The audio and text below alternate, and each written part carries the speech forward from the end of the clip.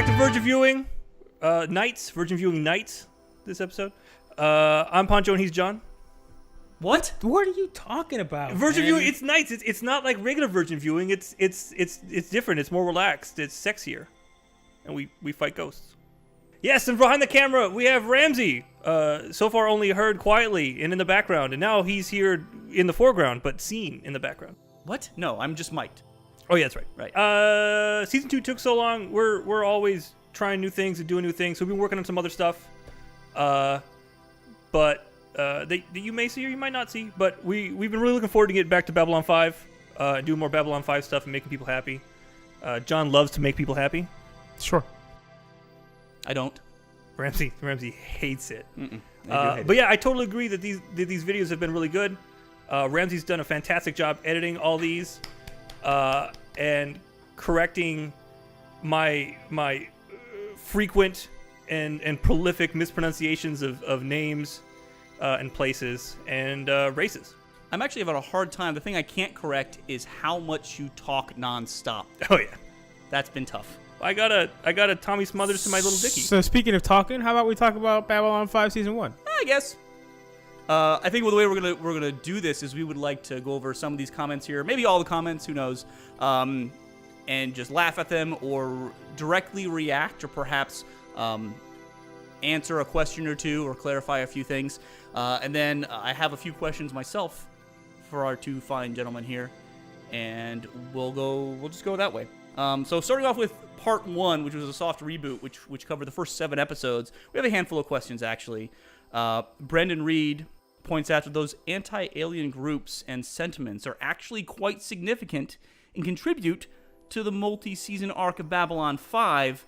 Along the same vein, Frodo Fraggins says the guy on the left, that would be John. That's me? Yeah. Sure got schooled about the Earth First underlying plot thread. I don't think he pays very good attention. Do you have any thoughts on those two comments? Yes. So I actually pay really good attention. I don't have the benefit of watching the entire series, so I'm watching each episode and paying attention to what's going on. Having completed the first season and being able to do everything, see how everything interacts with everything else in the first season, sure, that is a more important thing. But that episode came in after a bunch of other random things were happening, so it just kind of seemed like more random things in the background at the time. Poncho, do you have any thoughts? I mean, it's true. It was still early. I picked up on it real quick just because I like weird political stuff. Anyways, that's one of the reasons I like Babylon 5. This is the type of stuff that I'm really enjoying Babylon 5. But yeah, as the series went on, John kept brushing off the whole Earth First stuff. So you're dumb. I'll go ahead and take John's side a little bit here. I have seen Babylon 5 multiple times, so it's easy for me to pick up on things. But, John, you pointed out that you watch science fiction or watch these kind of shows in a different light than, say, Poncho, who is more of a science fiction fan. Sure. And again, this show, how am I supposed to pick out Earth First from all I know, kickboxing can be the next important thing for season 2. There's a lot of stuff in this show that doesn't seem to relate to the story, so it's kind of hard to pick out what happens until the finale. Yep. Yeah. I think if J. Michael Straczynski had his way, we would have seen a massive kickboxing spin-off of Muay Thai. Muay Thai the series. Yeah. I think we would have seen that. To be the best, you got to fight the best. I'm down with everything except for Kosh. Kosh still looks like a pile of sporting equipment left in the corner of the closet. I'm waiting for him to actually do something. I think it's the biggest thing about Kosh for season 1 that I noticed rewatching it with you guys, because I love Kosh as a character, or I find the character compelling, but you're right, he doesn't really do much in season 1 to make the static costume something to care about. So I kind of see your points of view. I mean, outside of hanging out with Willy Wonka-esque pumpkins, Kosh just pretty much sat in his room and smoked cigarettes for the entirety of season 1. You really want that reference. You really want it. You look like it, dude. It's cool. We're moving on to part 2 of our little review series, which I titled Manchurian Messiahs, because I think I'm smart. And the Merovingian, The Merovingian. yes, states the Sky Full of Stars isn't filler. Then also confirms that the rest is basically filler.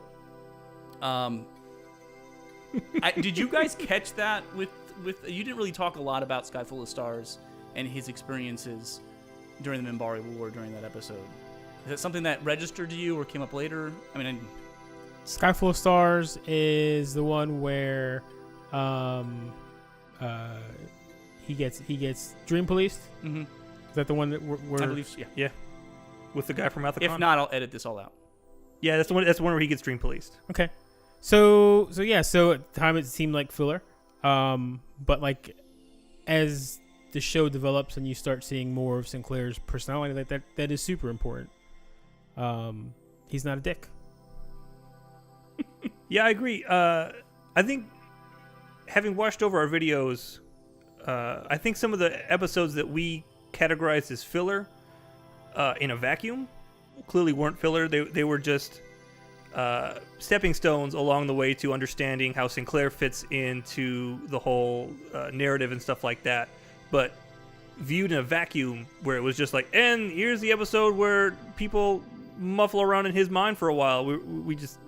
We didn't grasp the full scope of what was happening. So now, obviously, in retrospect, that Sky Full of Stars is a crucial exposition for Sinclair. Brasswire Brush loves B5 and really enjoying your analysis of it. So keep it up, which you did. So good job, guys. Continue with that.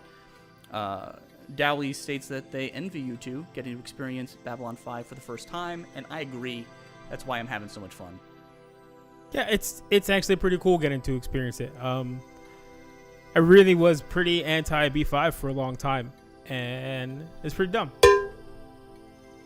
Yeah, I always understood how cool B5 could be, but because I had missed it, by the time I actually heard of B5 and understood a little bit more, I think it was like 2009. So we were well beyond any sort of relevance, how I felt relevance. I think without this, like us watching videos and showing people and talking about it and stuff like that, I probably never would have watched Babylon 5. It was kind of ugly. It felt a little unapproachable to me. But between blabbing with John and Ramsey beating me in the throat with Babylon 5, I'm really enjoying it now. Well, we'll go ahead and move on to part 3, Creamy Nougats. And I have a few interesting comments here. Peter Evans chimes in with a bit of a long-winded comment, but I'm going to go ahead and go over it. He says, Hey there, guys. Hey.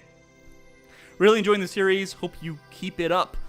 With this, I can't read. I shouldn't even be doing this. With this show, the best is yet to come. And if anything, you're a little more forgiving than I was.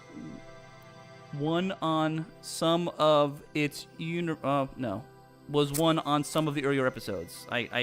We really need a better spell check. I really do enjoy season 1 as a whole, though owing it to universe building.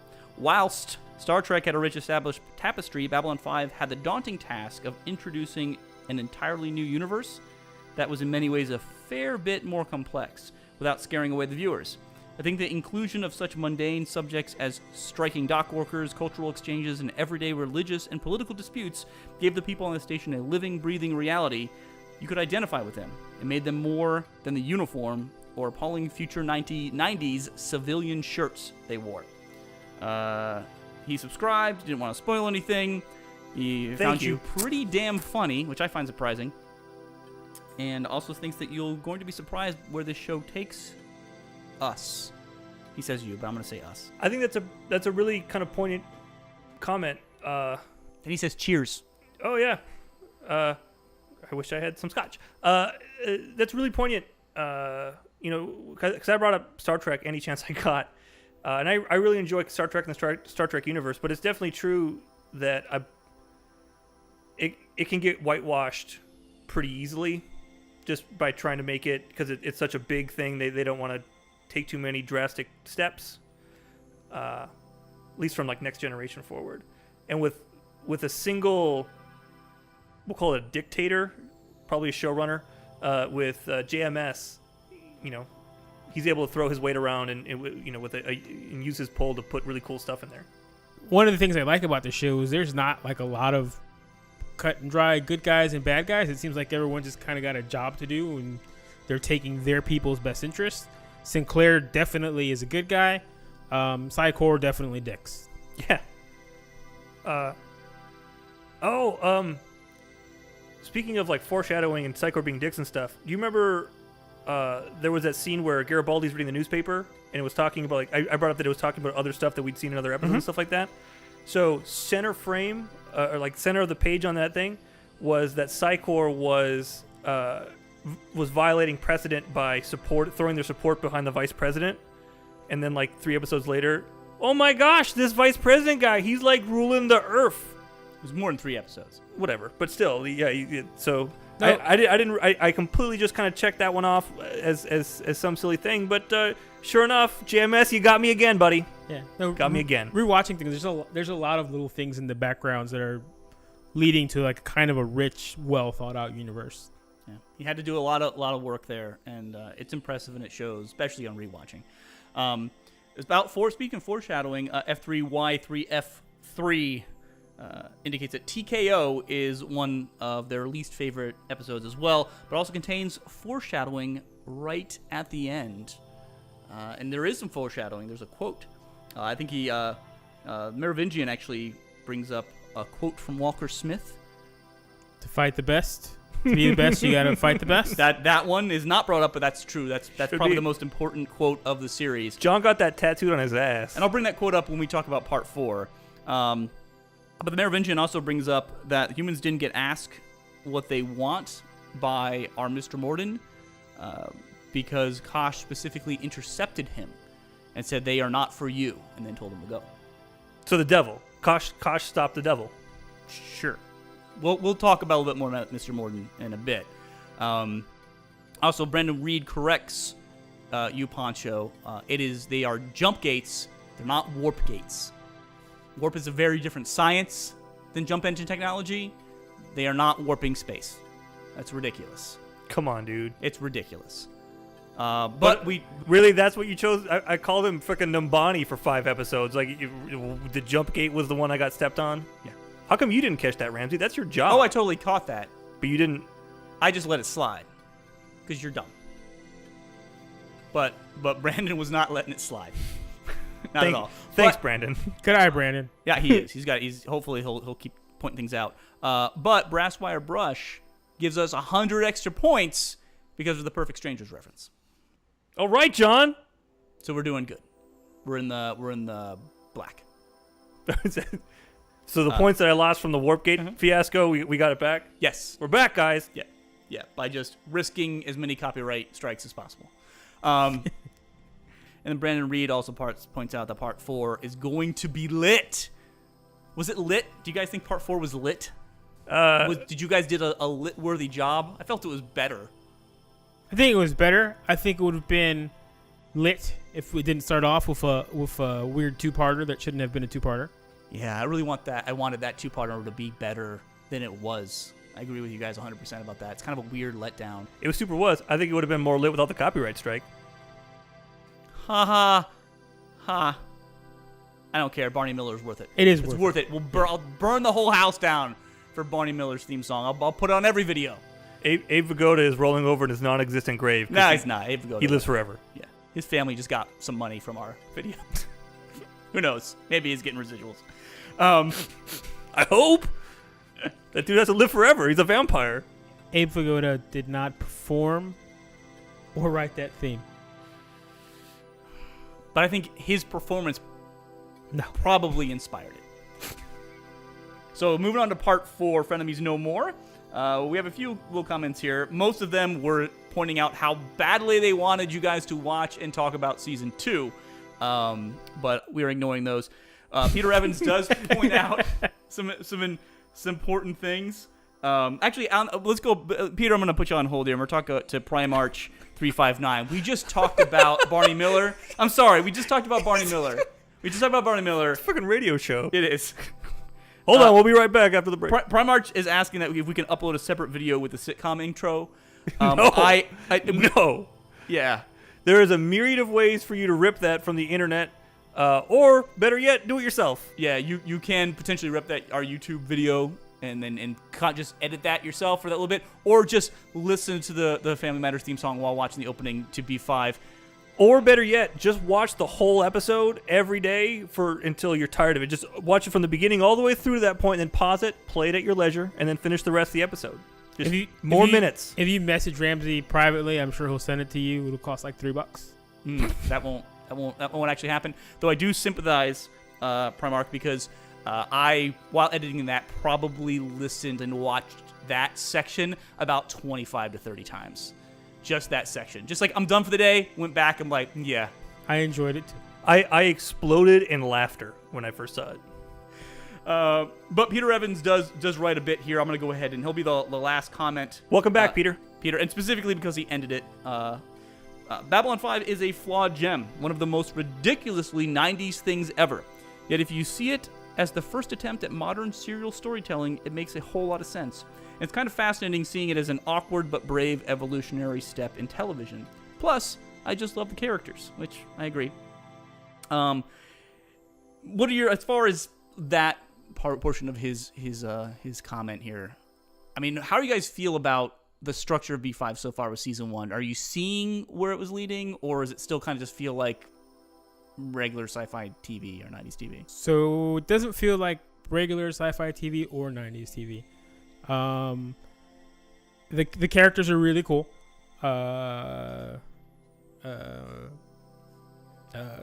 thing that's weird with it being like one of the first forays into long form storytelling is that it's 22 episodes. That's a lot of 45 minutes to fill for story. And there's a lot of things that are more 90s. Hammer Pants, Full House, Step by Step, The Offspring. That is what B5 needed. It was more Offspring? More Offspring. Yeah. That'll be on the next video. No. No. Peter actually had a few thoughts on specific episodes. Like, Barney? Lunchables are still a thing, right? They are. Yeah. Yeah. They survived the 90s. For some reason, they're in the healthy food section of the gas station. He also had a little thought here I thought was cute. Like to think you had one job, guard the alien. Berating was what those two poor schmoes had from the rest of the B4 crew on their 2-hour shuttle ride home instead of Zippin versus Fasten. They just got yelled at and just dressed down. I mean, you got to think like the rest of those guys. So it'd been what, like 2 years or 4 years, however long it had been.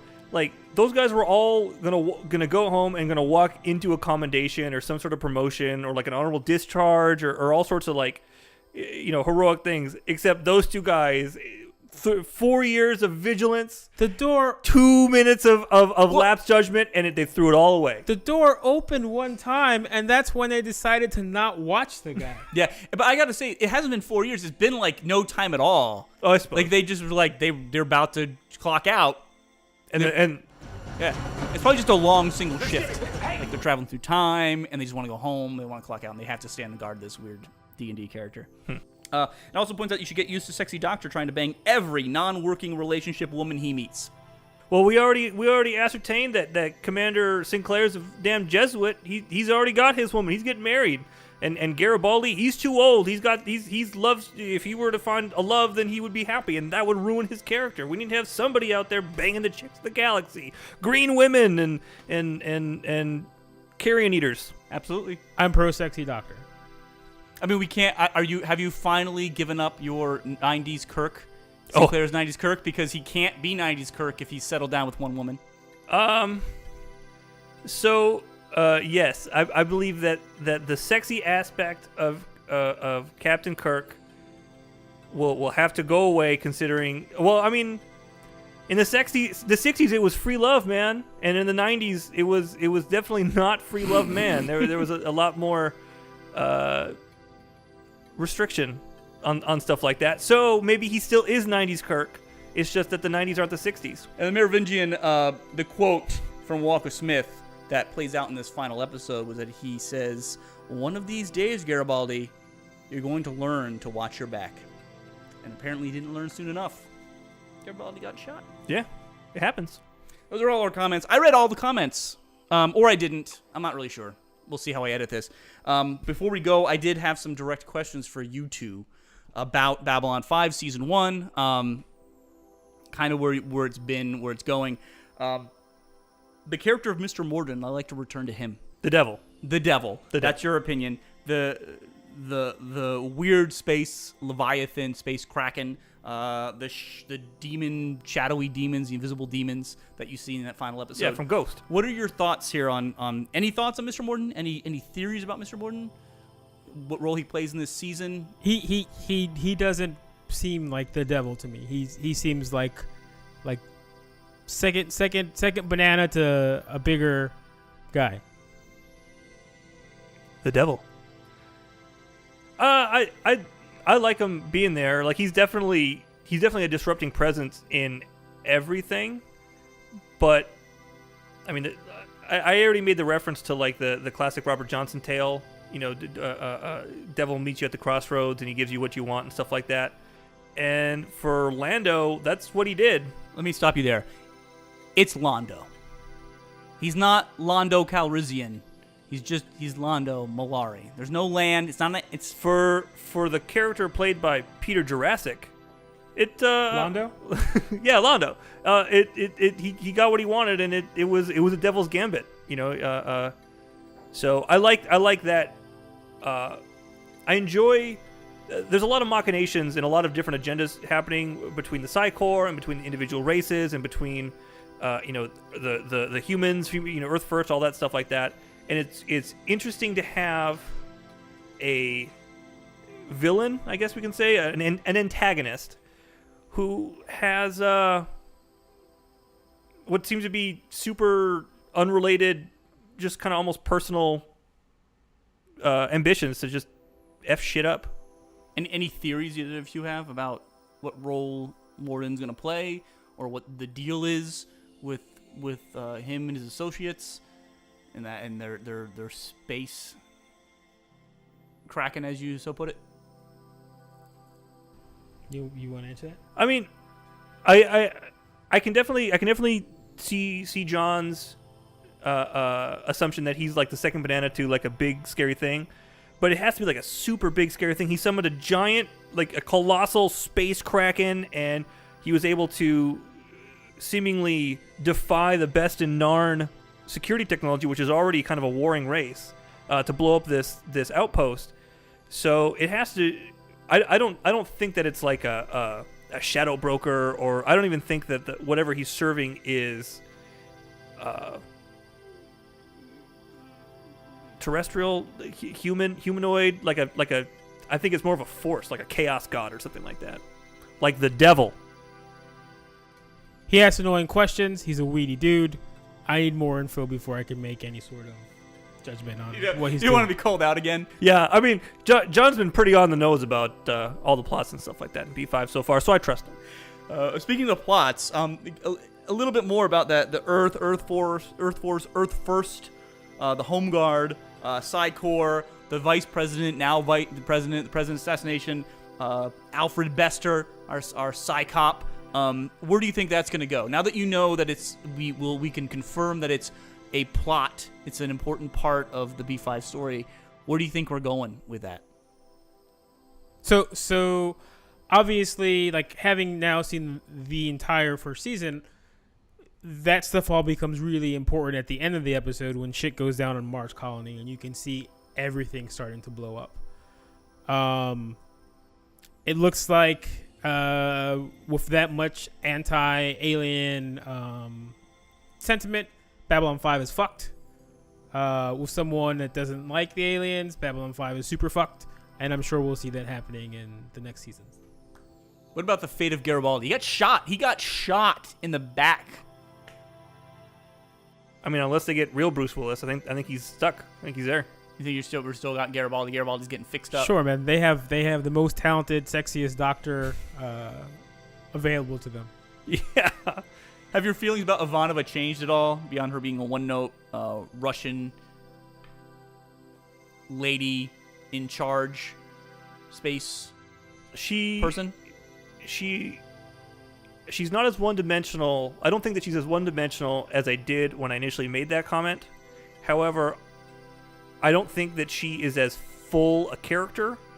Like, maybe she is not necessarily like the one-dimensional, like, Russian joke, by the book, whatever.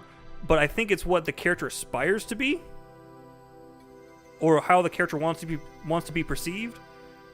But I mean, what is it about Ivanova's character that doesn't involve work, like that she's the hardest worker? She got an uncle. The guy was her uncle, right? Her dad died, and that was hurtful for her, but she hides it at any chance she got. Her mother was a psyker, and she died, but she tries to hide it every chance she gets and doesn't want to talk about it.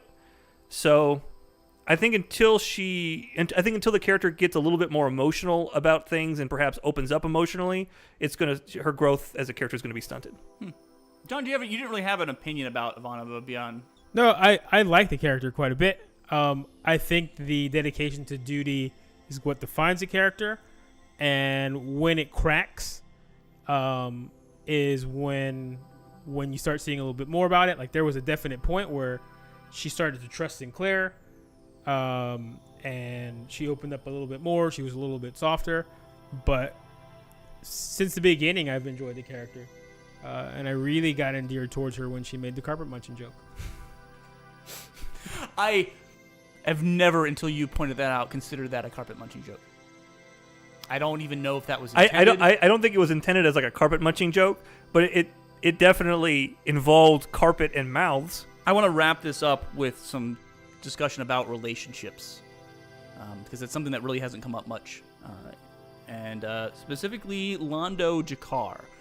Frenemies, not frenemies, gonna murder each other in the future. How do you feel this is going to progress, or what are your thoughts about how they've portrayed it? Londo and Jakar, like, you need both of them there for either of those characters to work. Like, they have to play off of each other. I don't know how to feel. I don't know where that's going to go. The way that it's going right now, I could see them killing each other or trying to kill each other. That's actually probably what I can't see them working it out. I mean, I think there's a mutual respect in the characters, or at least there's what leads to mutual respect and perhaps a friendship of some type. However, perhaps in the future of the show, maybe not this season, but in future in following seasons, the characters perhaps want to be friends and more friendly, but what's holding them back is work life. What's the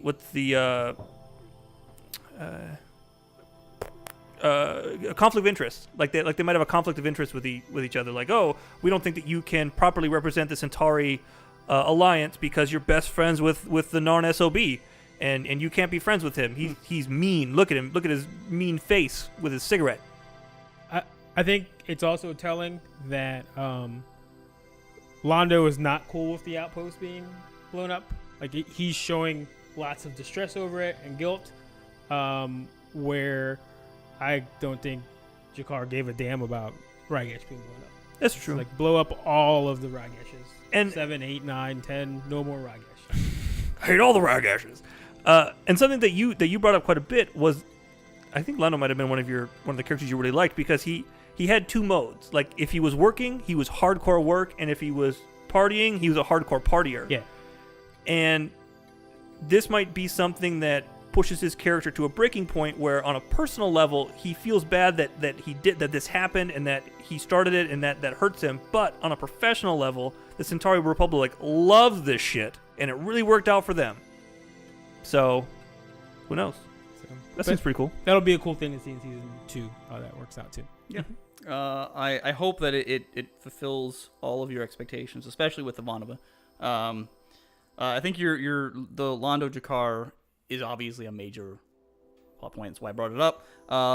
The other relationship I wanted your opinion on before we shut this down is Delenn and Sinclair. What is their relationship, if any? What is the deal there, and how do you see that progressing? Isn't she in a box? She's in a cocoon. She's now. an egg, right? Wasn't time traveling Delenn with time traveling Sinclair? You mean Sinclair as the blue Lego spaceman? Yep. I don't remember time traveling Delenn being Yeah. part of that episode at all. Am I wrong? No, you're wrong. She does. She's you see her hand and her voice at the Yep. end when he takes the helmet off. Yeah. I They're missed waiting. that. I missed that She completely. says, I can't remember the specific quote, but she's saying like we're ready to go. We're waiting for you. Something to that effect, yeah. I know. It's time. We have to go. They're waiting for us.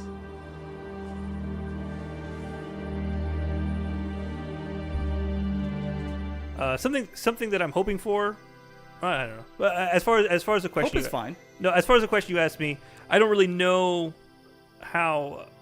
I'm not really sure how that relationship's going to pan out. I mean, she's in most shows I would see it as a future love interest perhaps or something like that. But just having seen how this show is working and knowing her character a bit more, like she's definitely interested because of some prophecy and stuff like that. But we don't really know what Sinclair's supposed to do, other than that he gets old and he dresses like the blue Lego spaceman. So, and B4's part, he needs to have a Babylon station to do whatever the hell he wants to do. Did anybody else who is the D&D Sasquatch that I like so much, the time traveling Sasquatch? Zathras? Did anybody else think that Zathras kind of looks like Sinclair? Like after I I watched can't speak for everyone, but I didn't. after I watched the fourth video, it looked like he had similar brow ridges and nasal structure to Sinclair. Like at first I thought it was Sinclair in like a suit. And then I realized that it wasn't, but it looked kind of like Sinclair. I mean, I think maybe they have similar core facial structures, but it's definitely a different actor. And Yeah. I mean, that's a weird thought to have. But I would like it to be like a council of Sinclairs, like in Rick and Morty later. Did he just have sex with a bunch of orcs? I don't know. That's what we got? Like I said, That's all kids. like I said, like Rick and Morty, where you have the council of Sinclairs, where they're just Sinclairs from all different times and realities and stuff like that. Can I say a wild theory that I kind of want to see just because it kind of tickles me? Yeah, absolutely. So, Kosh, other than the fact that he's a Vorlon, like he doesn't really have any purpose there, other than like he's there and that lends him some credibility because the Vorlon are a major power. But other than that, we haven't really seen that other than what we saw in the pilot feature. So, and Kosh, like he wants to keep everybody at arm's length or whatever he has for manipulators, a manipulator's length. He's got a little like metal proboscis that comes out. But what I want to happen is I want it to be kind of like that X-Men storyline where you have Bishop and Cable, who are from two possible futures that were drastically different. So I want Blue Lego Spaceman Sinclair to be the Cable from the future A, and for Kosh to be like mangled and gross Sinclair from future B, where everything's bad, but he still wants it to happen because like his sister or something. I forgot why Bishop wanted all mutants, why that or didn't want that or I something. think it was But I want that to be a thing. I want Kosh to have some sort of influence to push things in a certain direction that are at odds with Lego Spaceman Sinclair, and I want them both to be a Sinclair, and I want them to talk it out and fight. John? I don't know what the hell you just said. Like I don't know any of the things that you just said. What was the question? There wasn't a question. Poncho just started ranting about Kosh and his fan theory. Globbity glue, poopity scoop. I think the question was Delenn and Sinclair. That was where I started. Yeah. Delenn and Sinclair. If you were built to have a position on the console, and like you get your position in the console, you're like, no, I have to be with this dude because he's important. Like you don't do that for a platonic friend. So you think there's more her feelings towards Sinclair is more? Or do you feel that that's just how it's going to play out, or what? I think that's how it's going to play out. Yeah. I don't think that's going to be. I don't think she. Perhaps you don't do it for a platonic friend, but I don't think she's doing it for a platonic friend. I think she's doing it because she believes what she's doing is going to save the universe. He's the Messiah. He's going to save us from the devil. I hope in season 2, the plural of Narn becomes Narn, because Narns does not sound right. And with that, we're going to leave you, and we're going to get prepared for Season 2, and you should as well, because we're going to jump right in. Thanks so much for watching. Poncho, John? Thanks. See you next season. Thanks for watching.